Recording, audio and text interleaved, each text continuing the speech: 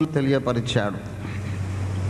అలా తెలియపరచడానికి దేవుడు ఉపయోగించిన మొట్టమొదటి కార్యము, మొట్టమొదటి విధానం ఏమిటంటే మానవుని సృష్టి. దేవుడెవరో మనకు తెలియజేయడానికి దేవుడు మానవుణ్ణి సృష్టించినప్పుడే ఒక మంచి పునాది వేసి పెట్టాడు. దేవుడెవరో మానవుడు తెలుసుకోవడానికి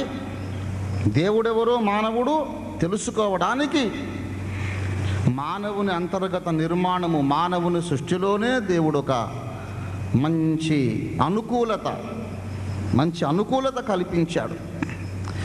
అదేమిటంటే సృష్టి సమయములో బైబిల్ ఎలాగున చెబుతున్నది. ఆదికాండము 1వ అధ్యాయము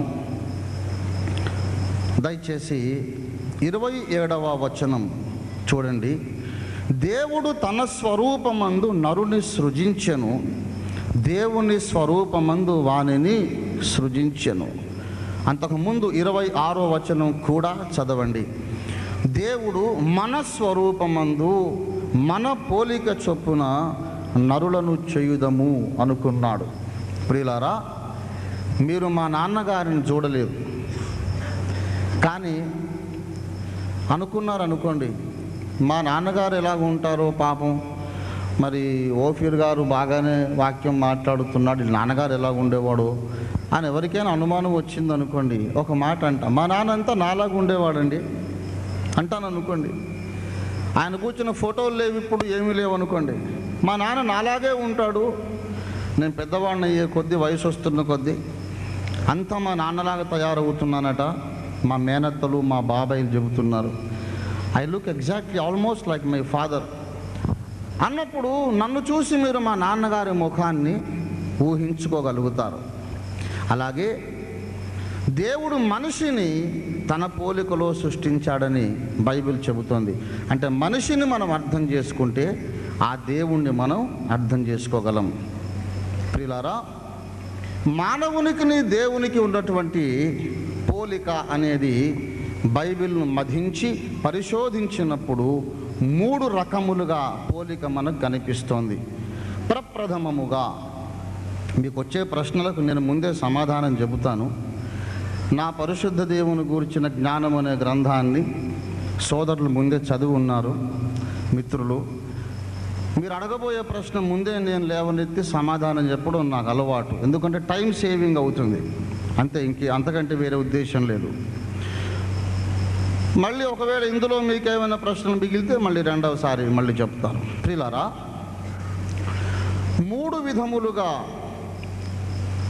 దేవునికి మానవునికి మధ్య పోలిక ఉన్నది. ప్రప్రథమముగా బైబిల్ ప్రకారం అన్నారుగా, దీన్ని ఎవరైనా ఒప్పుకోకపోవచ్చు, ఇతర పవిత్ర గ్రంథం ప్రకారం ఇది తప్పండి అంటే అవును అయి ఉండొచ్చు, బట్ బైబిల్ ప్రకారం ఇది సత్యం. వేరే గ్రంథం ప్రకారం అయితే మరి ఏమో కాదేమో, కానీ నేను నమ్మినటువంటి బైబిల్ ప్రకారం ఇది వాస్తవం. మొట్టమొదటి పోలిక ఏంటంటే ముఖరూప పోలిక, the likeness in the outward look, facial likeness. బాహ్య స్వరూప పోలిక, ఆదికాండం 1:26లో మనిషి దైవ స్వరూపి. యెహెజ్కేలు గ్రంథం 1వ అధ్యాయం 26వ వచనం మీరు చూసినట్లయితే, యెహెజ్కేలు 1:26 మీరు చూస్తే, నరస్వరూపియగు ఒకడు సింహాసనం మీద కూర్చుండెనని బైబిల్లో రాయబడింది. అబ్రహాము యొక్క దేవుడు, మోషే యొక్క దేవుడు, ఏలియా యొక్క దేవుడు, యెహోషువ యొక్క దేవుడు, ఆదిమ క్రైస్తవ భక్తుల యొక్క దేవుడు దర్శనములో ప్రవక్తకు కనిపించాడు. ప్రవక్తలందరినీ పంపించి తన సందేశమును లోకములోనికి పంపిన ఆ దేవుడు సింహాసనం మీద కూర్చున్నట్టుగా ప్రవక్తకు కనిపించాడు. కనిపించినప్పుడు ఆయన ఒక సింహంలాగాను, ఒక గద్దలాగాను, లేకపోతే ఇంకొకటి పాములాగాను లేడు. He looked exactly like a human being. నరస్వరూపిగా ఆయన కనిపించాడు. ఇక్కడే కొంతమంది మిత్రులు నన్ను ప్రశ్న అడుగుదామని అనుకుంటున్నారు ఏంటంటే, ఎవడును ఎప్పుడును దేవుని చూడలేదని బైబిల్లో ఉంది కదా అని నన్ను అడుగుతారు. ఎవడును ఎప్పుడు దేవుణ్ణి చూడలేదని బైబిల్లో ఉందని నాకు తెలుసు. చూడలేదని బైబిల్లో ఉంది, కానీ చూశారు అని కూడా ఉంది. ఇటువంటిది వచ్చినప్పుడే నేను చెప్పాను, I believe the Bible with true Islamic spirit. అక్కడ చూడలేదని ఉంది, ఇక్కడ చూశాడని ఉంది. With total submission I read both the versus and believe both the versus. Abraham దేవుని నమ్మినట్టు చూశాడన్న మాట నమ్ముతాను, చూడలేదన్న మాట నమ్ముతాను. ఆ రెండూ నమ్మినప్పుడు ఏం తెలుస్తుందంటే, దేవుని వారు చూడడం అనేది దాన్ని గ్రీకు భాషలో థియలాజికల్ టర్మినాలజీలో థియోఫనీ అంటారు, అంటే దైవ ప్రత్యక్షత.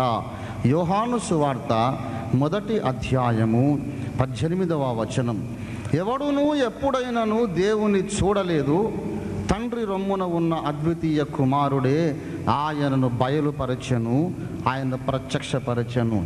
రియల్ గాడ్ ఎవరు చూడలేదండి ఆయన్ని, దేవుని రియల్ ఇమేజ్ ఎవ్వరూ చూడలేదు. 1 తిమోతి పత్రిక 6వ అధ్యాయము 16వ వచనం 6:16, సమీపింపరాని తేజస్సులో ఆయన మాత్రమే నివసించుచు అమరత్వము గలవాడై ఉన్నాడు. మనుష్యుల్లో ఎవడునూ ఆయన్ను చూడలేదు, ఎవడునూ చూడనేరడు. దేవుణ్ణి ఎవరు చూడలేరు కదా అని క్రైస్తవునికి ఎవరు చెప్పనవసరం లేదు, బైబిలే చెప్పింది. 2000 ఏళ్ల బట్టి క్రైస్తవుల విశ్వాసం అది. దేవుడు ఎక్కడ ఉన్నాడంటే సమీపించరాని తేజస్సులో ఉన్నాడు. అక్కడికి దేవదూతలైనా వెళ్ళలేరు. అసలైన దేవుడు అక్కడ ఉన్నాడు. ఆ దేవుని రూపాన్ని ప్రవక్తలు చూడలేదు, ఎవరూ చూడలేదు. కానీ తన్ను తాను కొన్నిసార్లు ప్రత్యక్షపరుచుకున్నాడని బైబిల్ చెబుతుంది. ఢిల్లీలో ప్రధానమంత్రి గారు ఎర్రకోట మీద ప్రసంగిస్తారు. మన ఇంట్లో కూర్చొని టీవీలో ఆయన్ని చూస్తాం. అక్కడెక్కడో ఉన్నాడు అసలు ప్రధానమంత్రి, మన ఇంట్లో రూపం కనిపిస్తుంది. అలాగూ కృపామయుడైన దేవుడు తాను మనుషులకు మొత్తం అపరిచితుడిగా మిగిలిపోకుండా కొందరు ప్రవక్తలకు తన ప్రత్యక్షతనిచ్చాడు. అలా ఇచ్చినప్పటి ప్రత్యక్షత సందర్భంగా చెబుతున్నాను, ఆయన నరస్వరూపిగా కనబడ్డాడు. He look like a human being. అది మొట్టమొదటి పోలిక. రెండవది, దేవునికి మానవునికి మధ్య ఇమోషనల్ లైక్నెస్, భావోద్రేకపరమైన పోలిక ఉంది. మానవుడు పాపం చేసినప్పుడు దేవుడు దుఃఖపడతాడు. మానవుడు నరకానికి వెళుతున్నప్పుడు దేవుడు దుఃఖపడతాడు. మానవుడు తన గ్రంథమును ధిక్కరించినప్పుడు దేవుడు దుఃఖపడతాడు. మానవుడు దేవుని మీద ధిక్కరించినప్పుడు దేవునికి కోపం వస్తుంది. బైబిల్ చెబుతోంది. బైబిల్ ప్రకారం అన్నారు కదా, బైబిల్ ప్రకారమే చెప్తున్నా, దేవుడు లోకమును ఎంతో ప్రేమించెను, దేవుడు దుఃఖపడ్డాడు, భూమి మీద నరులను చేసినందుకు సంతాపపడ్డాడు. God was sorry, God was happy. ఇదిగో నా ప్రియ కుమారుడు, ఈయనందు నేను ఆనందించుచున్నాను. దేవునికి సంతోషం ఉంది, దుఃఖం ఉంది, వేదన ఉంది, ఆనందం ఉంది, కోపం ఉంది. ఇది బైబిల్ చెబుతున్న మాట.